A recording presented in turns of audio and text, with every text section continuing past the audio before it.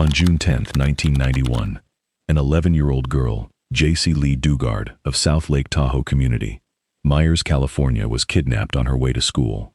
A gray Ford sedan car pulled up beside her. Immediately, a man hurriedly jumped out and hit her with a stun gun, making her lose consciousness. Warning to our viewers, the following story is based on true events and contains contents that depict intense or disturbing events. We strongly advise viewers' discretion. The driver of the car was a woman. She was aggressively grabbed, forced into the car, and abducted by a registered sex offender, convicted kidnapper and parolee Philip Garrido, and his wife, Nancy Garrido.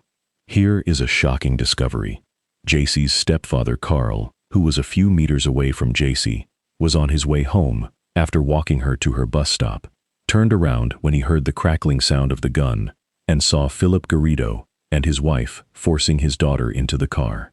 He quickly pedaled his bicycle in an attempt to catch the fleeing car, but soon lost them. Rushing home, he called the police, which quickly organized a search for Jaycee, but they couldn't find her.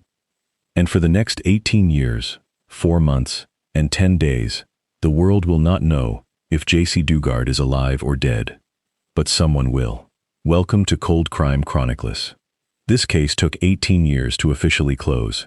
Let us know in the comments where you're watching from. Consider liking the video and subscribing to the channel if you follow cold cases like this. Now, let's take a deeper look at how Jaycee Lee Dugard vanished from public view and was reported missing. What happened to Jaycee Lee Dugard is one of the most disturbing cases in American criminal history. Not because the monster who took her was some shadow, some unknown figure who vanished into myth. No, the man who stole her lived 250 miles away from her parents' home. He had neighbors. He had parole officers. He had a wife. He had a home. And tucked behind that home, hidden behind fences and tarpaulins and trees, he had an entire secret world that nobody bothered to look at. This is the story of how a predator built a prison in his backyard, how every system designed to stop him failed, and how, after nearly 2 decades, a child who was stolen from a California hillside walked out of the darkness. Stay with me, because this story is more complicated and more devastating than any headline ever told you. June 10th, 1991. It is summer, across the street of Lake Tahoe, Myers, California. Myers, California sits at 6,200 feet above sea level, tucked into the Sierra Nevada foothills just south of Lake Tahoe. It is the kind of place where people move to get away from the noise, where the air is clean and the crime rate is low, and parents let their kids walk to the bus stop alone because, well, nothing happens here. Carl Probin believed that. He had to. He was Jaycee's stepfather, and he was home that morning while her mother, Terry, was at work. He had walked Jaycee to the bus stop and was on his way home when he heard something. A sound. A stun gun. A crackle. Carl Probin pedaled after the gray Ford sedan that was already accelerating up the hill. He saw Jaycee in the back seat. He saw her face. He couldn't catch them. By the time Jaycee's school bus arrived at the stop, she wasn't there. By the time police were called, the gray sedan was gone. By the time a search was organized, roadblocks, helicopters, volunteers, there was no trail, no security cameras on that stretch of road. This was 1991. There was nothing. The first 48 hours of a missing child case are critical. Investigators know this.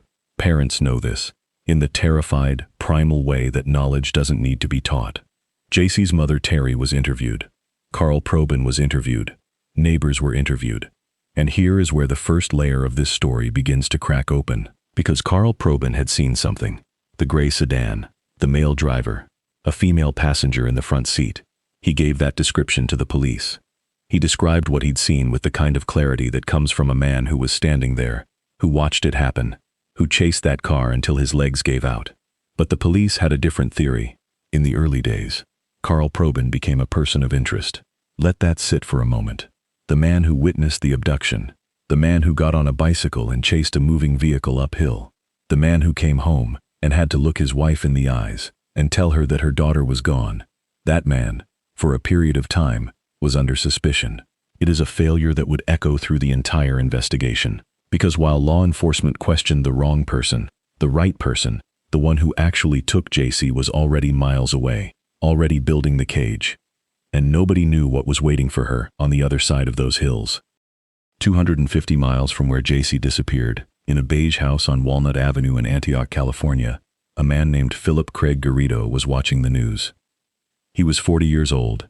He had thinning hair and wild eyes, and a way of talking that people described, depending on who you asked, as either deeply spiritual or deeply unsettling, often both at the same time. He had a history that should have made him impossible to miss. In 1976, 15 years before Jaycee was taken, Philip Garrido kidnapped a 25-year-old woman named Catherine Calloway Hall. He lured her to a storage facility he had secretly transformed into what can only be described as a rape dungeon. He had soundproofed it. He had stocked it. He had planned it. Catherine Calloway Hall survived. She escaped after several hours and flagged down a police officer. Garrido was arrested, tried, and convicted of kidnapping and rape. He was sentenced to 50 years in federal prison. He served 11. He was paroled in 1988, 3 years before Jaycee Dugard disappeared. When he walked out of prison, Philip Garrido did not disappear into the shadows. He moved in with his mother, then with a woman named Nancy, who would become his wife. He was a registered sex offender. He had a parole officer. He was, by every official measure, a man being watched. He was not being watched. Not really. His parole officer visited occasionally, made notes, filed reports, checked the boxes. But no one, not a single person in the sprawling machinery of California's parole system, ever walked behind the fence that ran along the back of Garrido's property. If they had, if even one person had pushed open that gate and stepped into the backyard, they would have found Jaycee. They would have found her for 18 years. This is the part of the story that most people can't fully absorb the first time they hear it. The part that requires you to stop and reread the sentence. Because it sounds impossible. It sounds like a detail someone invented for a movie. It wasn't. Behind the Garrido home was a compound, a collection of tents, outbuildings, sheds, and soundproofed enclosures that Garrido had constructed over years. He had covered them with tarps to block the view from above from any police helicopter that might sweep the area. He had erected fences. He had planted trees. He had built a world. And inside that world, Jaycee Lee Dugard grew up. She was 11 when she arrived. She was 29 when she left. She became a teenager behind those fences. She fell ill. She healed. She was assaulted, repeatedly, by the man who had taken her. She gave birth to 2 daughters, one when she was 14, one when she was 17, fathered by Philip Garrido. Those daughters were raised in the compound. They had no birth certificates. They had no names in any official record. They did not go to school. They did not go to a doctor. For the entirety of their childhoods, the world outside those fences was something they knew only from what their parents told them. And what their parents told them was a carefully constructed lie. This is the part where psychology matters. Because the question that everyone asks, the question you are probably asking right now is, why didn't she run? And the answer to that question is one of the most important things you will hear in this entire video. Jaycee Dugard was 11 years old when she was taken. She was placed inside a system of control, psychological, physical, emotional, that was constructed by a man who had spent years studying how to dominate. She was isolated from every external reference point. She had no way to verify that the world outside was safe. She had no way to know that anyone was still looking for her. Philip Garrido told her they were not. He told her that her family had moved on, that no one was searching, that the world didn't want her back. For a child with no other source of information, that became the truth. August 24th, 2009.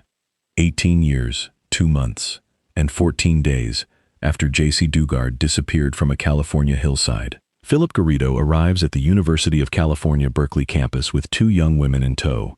He is there to request permission to hold a religious gathering on campus because, in addition to everything else, Garrido had developed an elaborate system of delusional religious beliefs that he believed gave him a special connection to God. He had a business card. He had a pamphlet. He had a pitch. He also had her 2 daughters, who were 11 and 15 by this point. The campus officer who met them that day was named Allie Jacobs. Something was wrong. Allie Jacobs could not have told you, in that moment, exactly what it was. But she had been trained to notice things. And the 2 young girls standing next to this man, the way they held themselves, the way they looked at him before answering any question, the way their eyes moved. Something was pulling at her attention. She kept Garrido talking. She called another officer. That officer, Lisa Campbell, ran Garrido's name through the system, and the system, finally, did its job. Philip Garrido. Registered sex offender. Convicted kidnapper and rapist. Parolee. Garrido was told to return the next day with his parole officer. That night, he coached Jaycee and the girls on what to say, what to admit, what to deny. He had done this before many times. He was confident that the story would hold.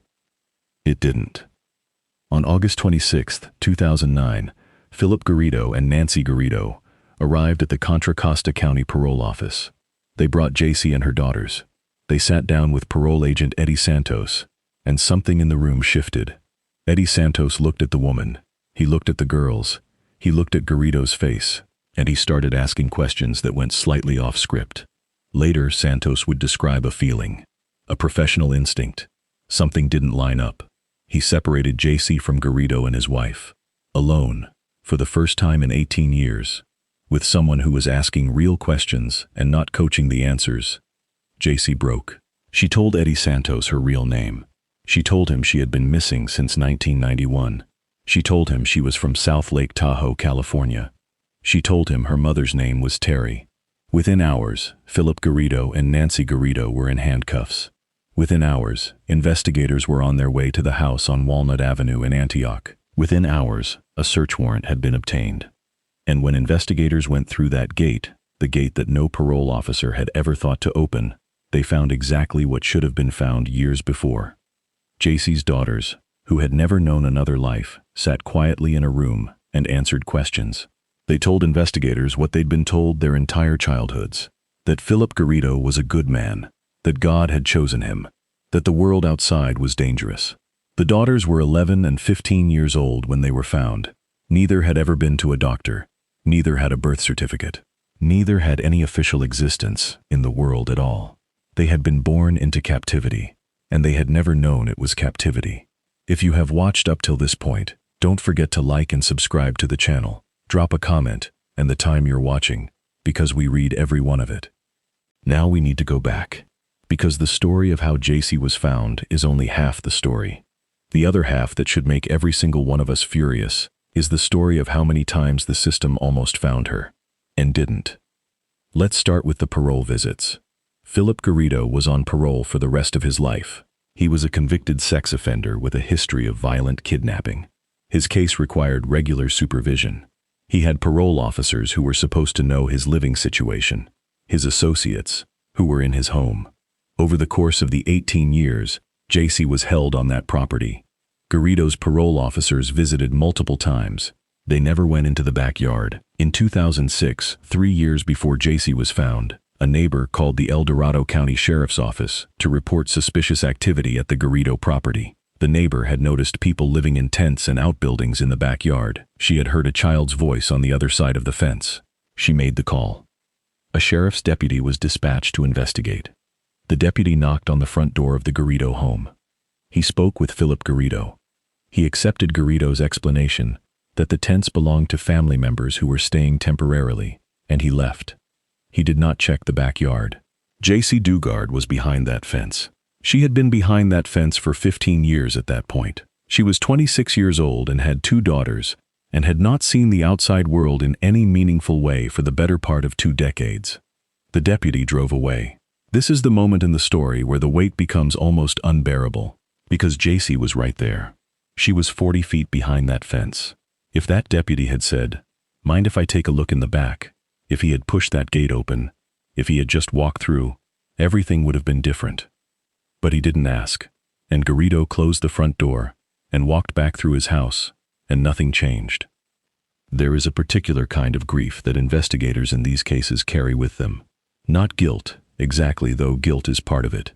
More like the weight of the near miss, the knowledge that you were standing on the edge of something and didn't know it, that the answer was there, waiting, and something bureaucracy, timing, luck, a fence that nobody opened stood between you and it. Before we go further, we need to spend some time with the man who did this. Not because he deserves attention, but because understanding what he was, what he had been his entire adult life, is essential to understanding how he was able to do it for so long. Philip Craig Garrido was born in 1951 in Bay Point, California. By his own accounts, and investigators found no reason to disbelieve him on this particular point, he began abusing drugs heavily in his late teens. He described experiences that sounded, to the people who later evaluated him, like drug-induced psychosis that had calcified into something he genuinely believed, that he had a special connection to God, that he could control sound with his mind, that he was a prophet. That delusion would become central to everything he built. But the delusion was layered over something far more dangerous, a fixed, obsessive sexual pathology that had been present long before any drug use. Multiple people who knew Garrido as a young man described his concerning behavior toward young women. The 1976 kidnapping of Catherine Calloway Hall was not a sudden aberration. It was the endpoint of a pattern. And when he got out of prison in 1988, he had not changed. He had just gotten better at hiding. Nancy Garrido is a different kind of horror entirely. She married Philip while he was still in prison.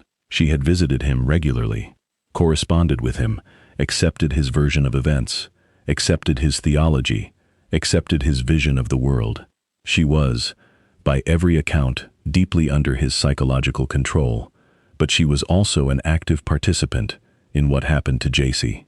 Nancy Garrido was the female passenger in the front seat of the gray Ford sedan on June 10, 1991. She was there. She had driven to that road in the Sierra Nevada foothills. She had sat in that car while her husband got out and used a stun gun on an 11-year-old girl.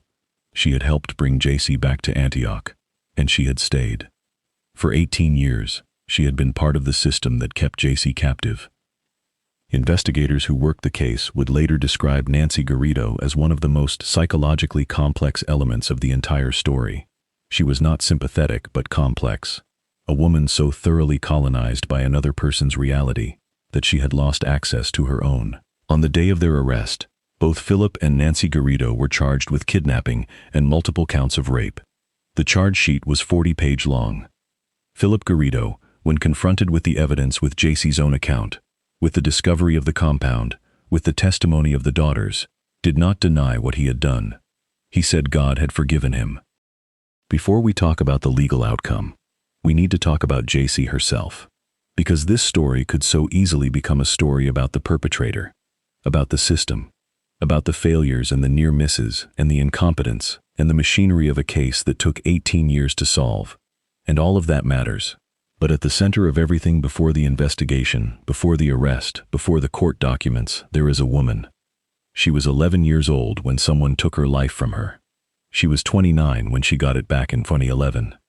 2 years after her rescue, Jaycee Dugard published a memoir. She called it A Stolen Life.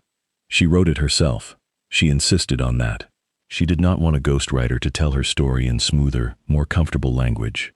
She wanted her words, her voice, even when those words were raw and unpolished and painful to read. The book became a New York Times bestseller, but more than that, it became something rarer, an honest account of what psychological captivity actually feels like from the inside. Not the dramatic version, not the version that makes for easy narrative. The real version with all its confusion and shame and the complicated feelings she had for the man who had imprisoned her, because that is what captivity does, and pretending otherwise would be a lie. Jaycee described moments of almost unbearable tenderness alongside moments of terror. She described the way Garrido's religious delusions sometimes created periods of relative safety, because he was focused on God rather than on her. She described the way she came to love her daughters with a ferocity that gave her reasons to keep going, even when keeping going was the hardest thing she had ever done. She also described something that no headline ever captured: the disorientation of freedom. When she was finally free, when the handcuffs went on Garrido, and not on her, she felt, alongside the relief, something she could barely name. The compound on Walnut Avenue had been, for 18 years, the only world she knew. Her daughters were there. Her routines were there. The psychological architecture of her captivity had been built so carefully over so many years that even freedom felt, at first, like a kind of falling. She worked through it, with therapy. With her family, she was reunited with her mother Terry and her half-sister, and those reunions, described in careful terms in her memoir, are some of the most fragile and beautiful moments in an otherwise devastating story. Jaycee Dugard did not stop with a memoir. In 2009, she established the Jake Foundation. an organization dedicated to helping families affected by abduction and supporting survivors of trauma as they navigate the long, complicated process of reintegration. She has testified before Congress. She has advocated for stronger parole supervision of sex offenders. She has turned the worst thing that ever happened to her into the engine of something that might stop it from happening to someone else. She didn't have to do any of that. The fact that she chose to tell you everything you need to know about who Jaycee Dugard actually is. April 28, 2011. Philip Garrido and Nancy Garrido appear before Judge Douglas Phimister in the El Dorado County Superior Court. Both have entered guilty pleas. Philip Garrido is sentenced to 431 years to life in prison. Let that number sit for a moment. Not life. Not multiple life sentences. 431 years to life. A sentence so mathematically absurd that it can only mean one thing. The system, finally, was trying to say something. It was trying to say that what happened was beyond the ordinary language of punishment, that the ordinary calculus of years didn't reach it. Nancy Garrido received a sentence of 36 years to life. She will be eligible for parole consideration when she is in her 70s. Prosecutors had pushed for the maximum.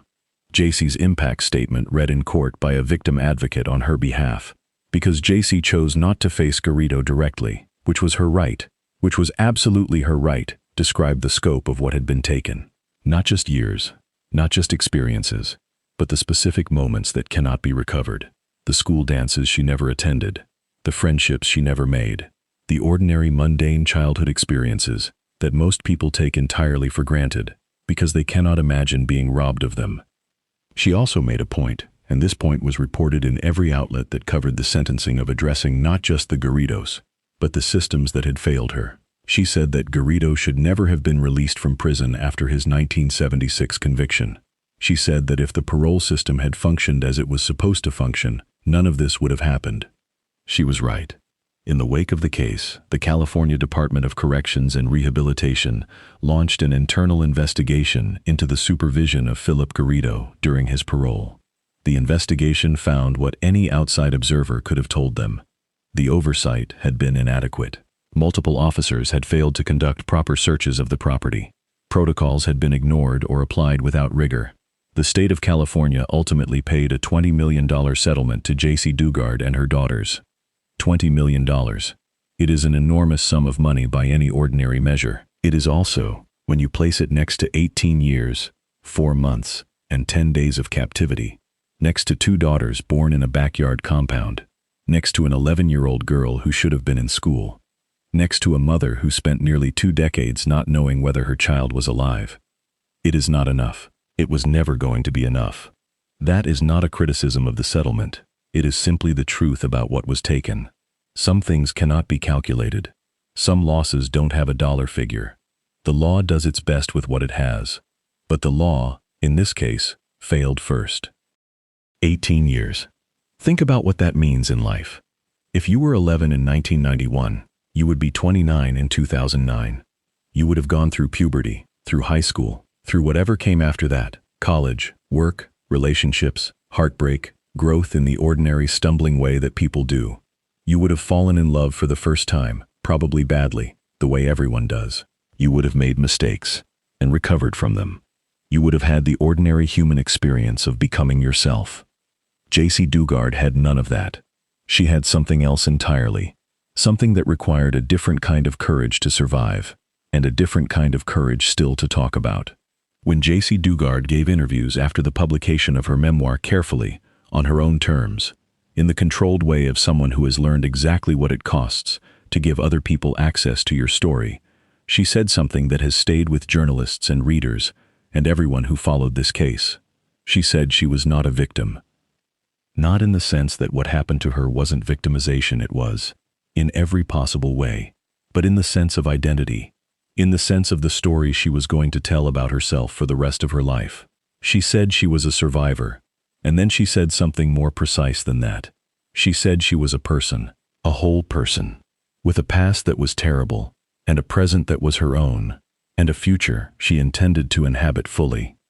Her daughters, whose names have never been publicly released, by Jaycee's request, and whose privacy is one of the few things that have been protected in this story, are adults now. They have been in therapy. They have been working through the extraordinary task of reconstructing a sense of self when the self you were given was built on lies. By all accounts, they are doing that work. They are doing it because their mother modeled what that work looks like. Philip Garrido is currently serving his sentence in a California state prison. He has given interviews to journalists, to documentary filmmakers, in which he has expressed what he describes as remorse. He has also, in some of those interviews, veered into the language of his religious delusions. He is, by every clinical assessment, a deeply disturbed man. He is also a man who makes choices, deliberate, planned, calculated choices over the course of decades. The delusion does not explain the planning. The planning happened in clarity. Nancy Garrido has had no public profile since her sentencing. There are questions this case leaves open that do not have clean answers. How do you build a parole system that actually works? How do you train officers to be suspicious in the right way? Not paranoid, not invasive, but present. How do you design a society in which a neighbor can report a child's voice behind a fence and have that call taken seriously instead of dismissed? These are not rhetorical questions. Jaycee Dugard has spent years attempting to answer them. The Jaycee Foundation works with legislators, with law enforcement, with families. It has produced educational materials. It has advocated for specific policy changes. It has tried to turn the specific failures of one case into systemic improvements. Some of those improvements have happened. California law changed after this case. Parole protocols for registered sex offenders were revised. The exact requirements for property searches were tightened. But Jaycee Dugard herself has been careful to say she cannot guarantee that it won't happen again. She can only work to make it less likely. On June 10, 1991, an 11-year-old girl walked toward a school bus stop in Myers, California. She was wearing a gray sweatshirt with the hood up because the Sierra Nevada mornings are cold, even in June. She had a pink backpack. She had, presumably, whatever a child has in her head on an ordinary school morning: what class comes first, what her friends said yesterday, what she was going to eat for lunch. She did not make it to the bus. She did not see her mother again for 18 years. And the ordinary, complicated, frustrating, imperfect world of neighbors and parole officers and sheriff's deputies and tip lines, the world that should have protected her, went about its business, filed its reports, knocked on a front door, and drove away. Jaycee Lee Dugard survived. That is the fact that matters. That is the fact that should be the end of this sentence, the period of this story. She survived. She is alive. She is raising her daughters. She is doing work that matters. She did not let what happened to her be the final word about who she is. But survival is not justice, and in this case, justice, while it arrived 18 years later. It arrived after a parole officer visited a property dozens of times without opening a gate. It arrived after a sheriff's deputy accepted a man's explanation and got back in his car. It arrived after a neighbor's tip was received and set aside. It arrived because two women on a university campus, Officer Ally Jacobs and Officer Lisa Campbell, looked at a man and three females and felt something they couldn't name and decided that feeling was worth following. Think about that. 18 years of institutional failure. And what broke the case was two people doing what the job requires: paying attention, trusting instinct, asking the follow-up question, not driving away. Now that you know Jaycee's story, you might be wondering what the next video will be about. I'll be covering that very soon. To make sure you don't miss it, be sure to subscribe right now and leave a like if you were touched by her story today. Her name is Jaycee Lee Dugard, not the quiet woman standing behind Philip Garrido, not the ghost of a missing persons file that a small California county kept open for decades. Jaycee. She was 11 years old, and she was walking to the bus stop, and someone decided that her life was his to take. And she survived it, and she built something from the rubble of it.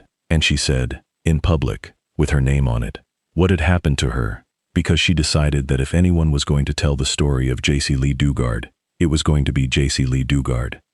There are children in the world right now who are in situations that look, from the outside, like nothing. A quiet house, a fence, a man with a plausible explanation, and a front door that opens when you knock. Open the gate. In loving acknowledgement of Jaycee Dugard's courage, visit jayceefoundation.org to support survivors of abduction and trauma.